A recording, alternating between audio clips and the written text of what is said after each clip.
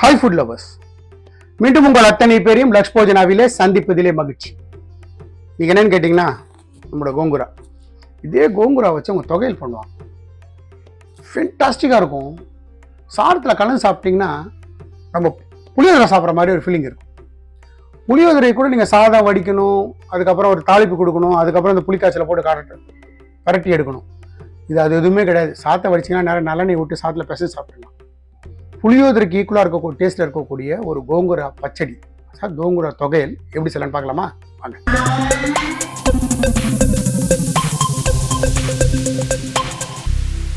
நான் ஒரு 3 கை வரா மாதிரி கோங்குரா, அதாவது இது புளிச்சக்கீரைன்னு சொல்லுவாங்க தமிழில், இதை வாங்கி நல்லா வாஷ் பண்ணி வச்சுருக்கேன். இது தயாராக இருக்குது.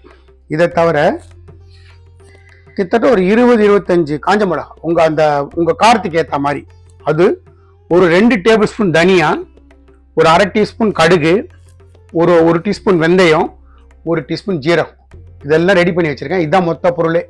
வாங்க இது எப்படி பண்ணலான்னு பார்க்கலாம். முதல்ல ஸ்டவ் பற்ற வைக்கிறேன். ஒரு கடாய் வைக்கிறேன். கடாய் நல்லா சுடட்டும். நம்ம வச்ச கடாய் சுட்டெடுத்து நான் இப்போ நல்லெண்ணெய் சேர்த்துக்கிறேன். ஒரு 1/4 டீஸ்பூன் நல்லெண்ணெய் சேர்த்துக்கிறேன். நல்லெண்ணெயில்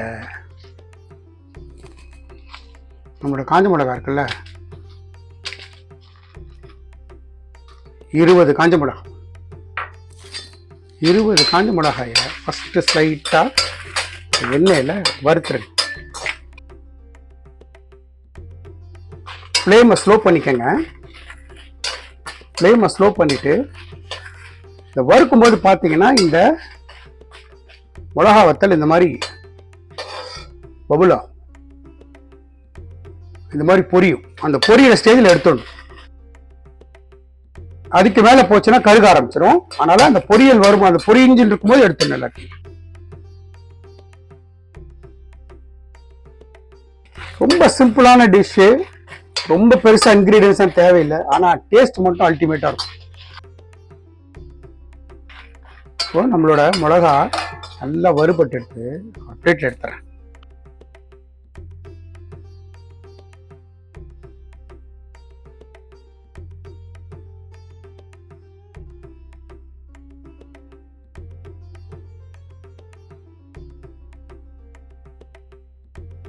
இதுலேயே வச்சிருக்கிற இந்த தனியா,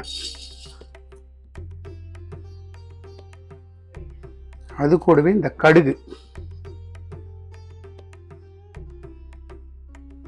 கடுகு ஒரு 1/2 டீஸ்பூன், சீரகம் ஒரு டீஸ்பூன், வெந்தயம் ஒரு 1/2 டீஸ்பூன்.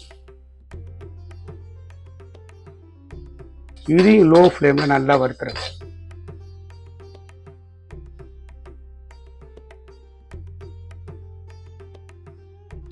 நல்லா இந்த தனியாவையும் நல்லா செவக்க வருங்க. இந்த கோங்குரா தொகையில பொறுத்த மட்டுக்கும் ப்ரிப்பேர் பண்ணி 1 வாரம் 10 நாள் வச்சுக்கலாம், கெட்டு போகாது.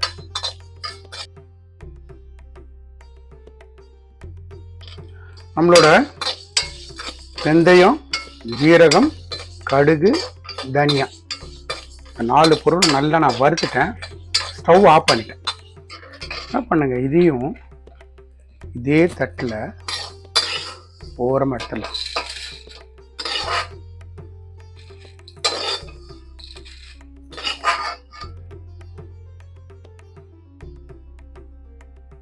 இந்த மாதிரி இதையும் எடுத்துருங்க. எடுத்துட்டு இதெல்லாம் ரூம் டெம்பரேச்சர் வரட்டும். மறுபடியும் நம்ம இந்த வறுத்த அதே கடாய் ஸ்டவ் ஆன் பண்ணுறேன். ஒரு டீஸ்பூன் எண்ணெய் விட்டுக்கிறேன், நல்லெண்ணெய். எண்ணெய் சுடட்டும். தண்ணியிலேருந்து எடுத்து இந்த கீரையை சேர்த்துறேன். சேர்த்துட்டு நல்ல ஒரு பரட்டி பட்டி விட்டுருங்க. கீரை நல்லா குக்காய் வரட்டும், அது வரைக்கும் வெயிட் பண்ணும். இப்போ இந்த கோங்குரா வதங்கிருக்கு. இன்னும் கூட வதங்கும், இன்னும் கூட நல்லா வதங்கட்டும். வதங்கினதுக்கு அப்புறம் பார்ப்போம். இப்போ நம்ம வறுத்தது ரூம் டெம்பரேச்சர் வந்துடுது. நான் மேலே இருக்கிற காம்பை எடுத்துட்டேன். இந்த மாதிரி காம்பை கிள்ளி எடுத்துட்டேன். எடுத்த மிளகாயை கீழே சேருங்க.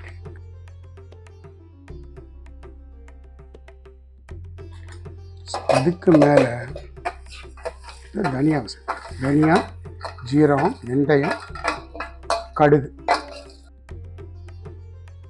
இதை நல்ல ஒரு பவுடரா, ஃபைன் பவுடரா திரிச்சிட்டு நான் உங்களுக்கு காட்டுறேன். நம்மளோட கீரை நல்லா சாஃப்டா வெந்துடுது. இப்போ நான் ஸ்டவ் ஆஃப் பண்ணிட்டு இதையும் பிளேட்ல மாத்திடுறேன். ரூம் டெம்பரேச்சர் வரட்டும். ரூம் டெம்பரேச்சர் வந்ததுக்கு அப்புறம் அரைப்போம். மிளகா, தனியா, ஜீரகம், கடுகு, வெந்தயம் இந்த மாதிரி ஃபைன் பவுடரா திரிச்சு வச்சுக்கணும். நம்ம வதக்கின கீரை நல்லா சாஃப்டா, நல்லா ரூம் டெம்பரேச்சர் வந்துடுத்து. என்ன பண்ணுங்க, குறைச்சோம்ல, இதில் வந்து இந்த கீரையை சேருங்க. நான் 2 பேட்சாக போட்டுக்கிறேன் கீரையை. ஒரு பேட்ச் அரைச்சிட்டு அப்புறம் இன்னொரு பேட்ச் சேர்த்துக்கிறேன். இப்போ நான் இதை அரைச்சிட்டு காட்டுறேன் உங்களுக்கு. இதை அரைச்சிருக்கேன். பெருசாக தண்ணி சேர்க்க வேண்டாம். இன்னும் கொஞ்சம் சேர்த்துக்கிறேன்.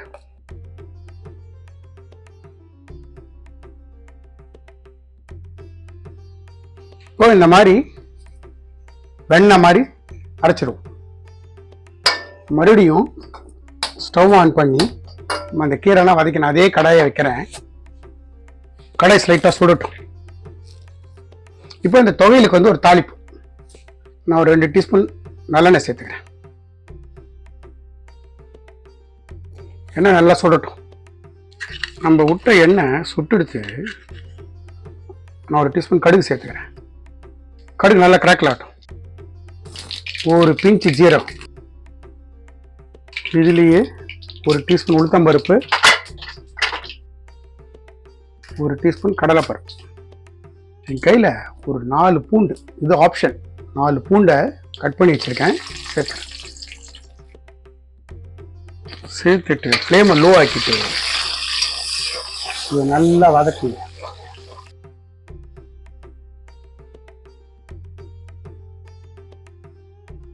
பூண்டு ஸ்லைட்டாக கலர் மாறட்டும். இதுலேயே கொஞ்சமாக பெருங்காயத்தூள்,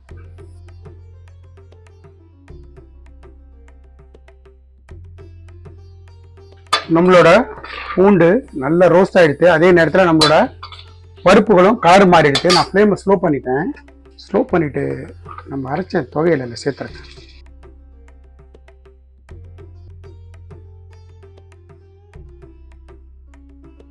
இப்போ இந்த துவையலுக்கு தேவையான உப்பு, சால்ட்,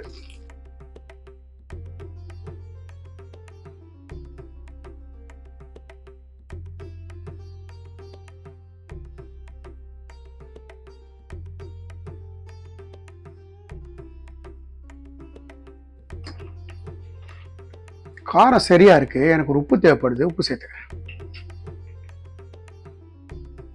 உப்பு சேர்த்துட்டு டீஸ்பூன் நல்லெண்ணெய் சேர்த்துக்கிறேன்.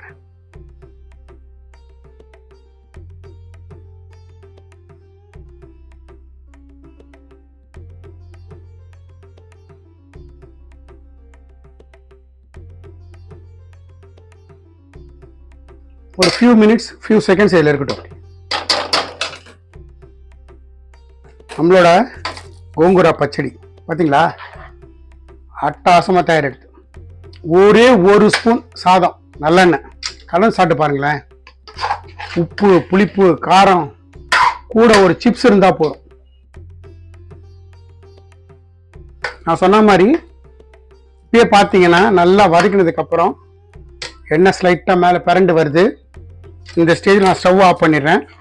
நம்மளோட கோங்குரா தொகையல் தயார். நம்மளோட ஆந்திரா டெலிகேசி கோங்குரா தொகையல் ஃபேன்டாஸ்டிக் ரெசிபி. நீ ஒரு வாரம் 10 நாள் வச்சதுனால கெட்டு போகாது. எந்த மாதிரி இன்கிரீடியன்ஸ் போட்டு எப்படி செய்யணும் அதே மாதிரி செய்யுங்க. எனக்கு கிடைச்ச எக்ஸ்ட்ரா ரெசிபி உங்களுக்கு கிடைக்கும். இந்த வீடியோ பிடிச்சிருந்தா லைக் அண்ட் ஷேர் பண்ணுங்க. உங்க ஃபேமிலி அண்ட் ஃப்ரெண்ட்ஸ்க்கு வந்து ரெக்கமெண்ட் பண்ணுங்க. மறக்காம நம்ம சேனல் வந்து சப்ஸ்கிரைப் பண்ணுங்க. நம்ம சேனலுக்காக ஒரு வாட்ஸ்அப் குரூப் கிரியேட் பண்ணியிருக்கோம். அந்த வாட்ஸ்அப் குரூப் எதுக்குன்னு கேட்டிங்கன்னா, நிறைய பேர் நோட்டிஃபிகேஷன் வரலன்றாங்க. இந்த நோட்டிஃபிகேஷன்ஸை சால்வ் பண்ணுறதுக்காகவும், அதே நேரத்தில் டிஸ்கிரிப்ஷனில் இருக்கக்கூடிய இன்க்ரீடியன்ஸை பார்த்து பொறுமையாக சமைக்கிறதுக்காகவும் அந்த வாட்ஸ்அப் குரூப் உங்களுக்கு யூஸ்ஃபுல்லாக இருக்கும். இன்ட்ரெஸ்டட் பர்சன்ஸ் வாட்ஸ்அப் குரூப்பில் ஜாயின் பண்ணிக்கோங்க. Lakshman signing off from Laksh Yojana.